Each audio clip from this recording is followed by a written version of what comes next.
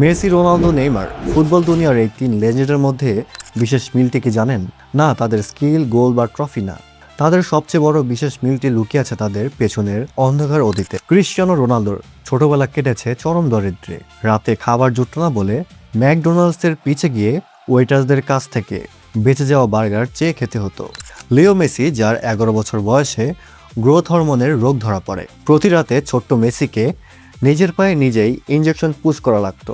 তার চিকিৎসার পিছনে মাসে $900 খরচ হতো, যা তার পরিবার কোনোভাবেই ম্যানেজ করতে পারতো না। আর নেইমার, ব্রাজিলের এক বস্তিতে কারেন্টের বিল দেওয়ার ক্ষমতা ছিল না তাদের।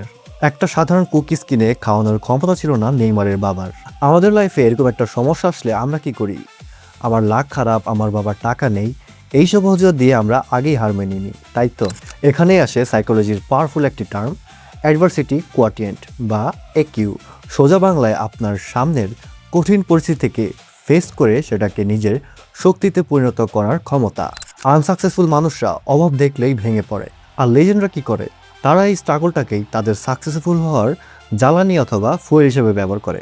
আজকে আপনার লাইফে যে ফিনান্সিয়াল ক্রাইসিস বা স্ট্রাগল চলছে, বিশ্বাস করুন, হয়তো এটি আল্লাহর পক্ষ থেকে একটি নিয়ামত। এই কঠিন সময়টি আপনাকে ভিতর থেকে এমনভাবে স্ট্রং করছে, যা হয়তো কোনো বিলিয়নিয়ার বাবার টাকা করতে পারতো না। এই অভাবটা না থাকলে মাঠের মধ্যে যে তার ওই ক্ষুধাটা হয়তো তাদের আর থাকতো না। আর যদি শুধু ফুটবল দেখে টাইম ওয়েস্ট করে আপনার কাজ হয়ে থাকে, এগুলো থেকে কিছু শিখতে না চান, তবে আমাকে সাবস্ক্রাইব করার একদমই দরকার নেই।